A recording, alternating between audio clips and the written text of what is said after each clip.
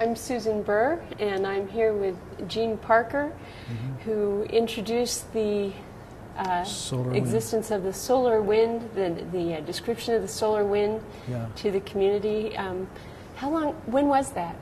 It was 1958, yeah. 1958, okay, yeah. Right around the first International Geophysical Yes, year. and the space age That's was right. beginning to come on at that time. And in 1962, they finally made direct measurements in space. And, oh, okay, very important. And how did this discovery come about? How did you well, arrive at since this? about 1890 or 1895, there was evidence that the sun, at least at the time of a large flare, spit out particles at 1,000 kilometers per second. They'd come to Earth in a day or two, and it would jiggle the magnetic field of Earth. And this happened over and over again, so you knew it was a true connection. And this was called solar corpuscular radiation. It was all very mysterious as to why it was shot out. But then it began to be clear that it wasn't just restricted to solar flares. There's always a faint aurora if you go up to the auroral latitudes, and the magnetic field there is always jiggling a little bit. And then several people, including Buhr in Germany, emphasized that since comet tails point away from the sun, no matter which way the comet is moving, there must be something coming out of the sun, and Buhr was very explicit. He said it must be solar corpuscular radiation. And if you accept that, then noting that comets come at random around the sun, occasionally they go over the poles, they mostly go around the equator, but occasionally at high latitudes, the comet tails point away from the sun, whether you're at sunspot maximum or sunspot minimum. So it's clearly nothing exotic, it's just a very ordinary, everyday process. And I was very impressed by this.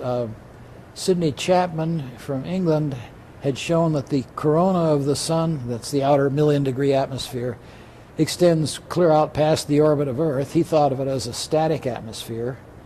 And it occurred to me this whole thing is an exercise in fluid mechanics, hydrodynamics. Even though the particles don't collide with each other, the large-scale motion is just the motion of a fluid. You write down the simple equation for the radial motion of the gas, and you put in 1,000,000 degrees, and there's your supersonic solar wind.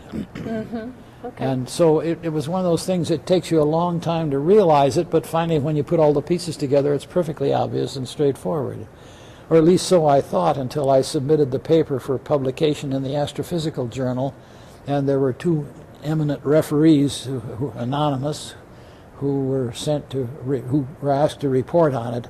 And they both just said, oh, this is ridiculous. Why doesn't Parker go to the library and read up on a few of these things before he tries to write papers on it?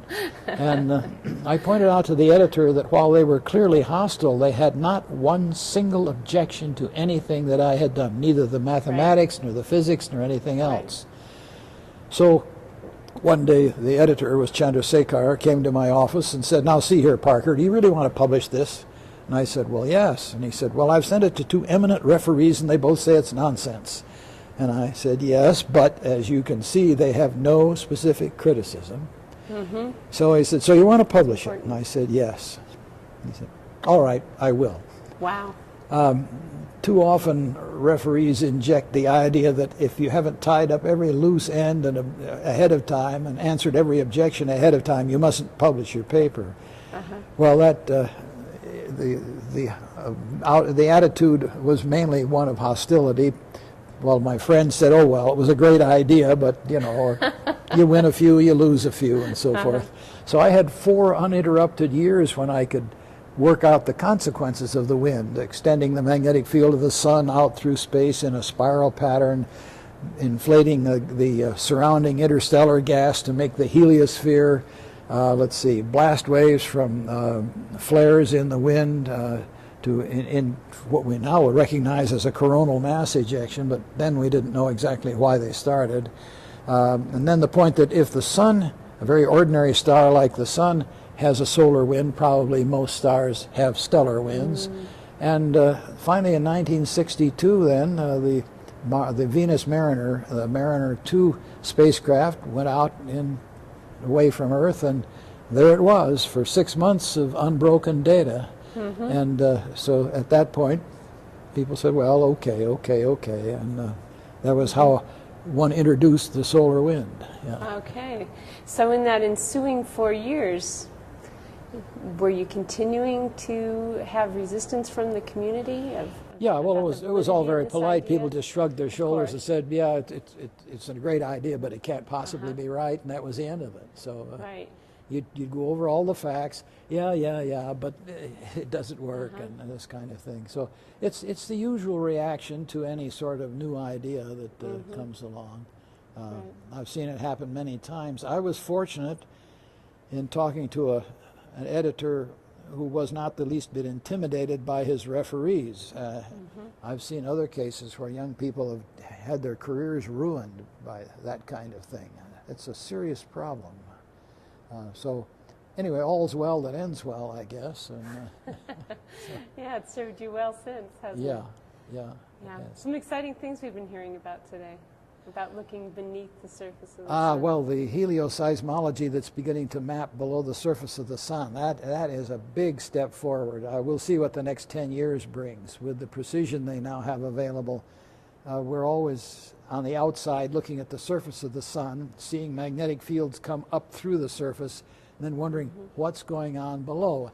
And you can figure out some general ideas, but you know perfectly well that it isn't really quite that simple.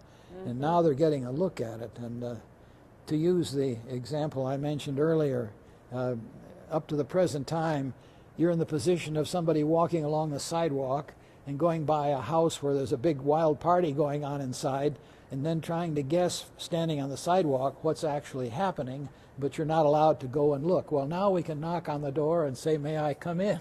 And we'll soon, I think, know pretty well a lot more about it. It may only raise more puzzles, but we'll certainly be way ahead of where we are now. Right. We'll never have all the questions answered. That's right. That's not what science if does. you can answer 2 old questions and come up with 5 new questions, that's progress, even though you have more questions now than you did before. Well, thank you very much. Well, It's my been pleasure. A pleasure to have this conversation.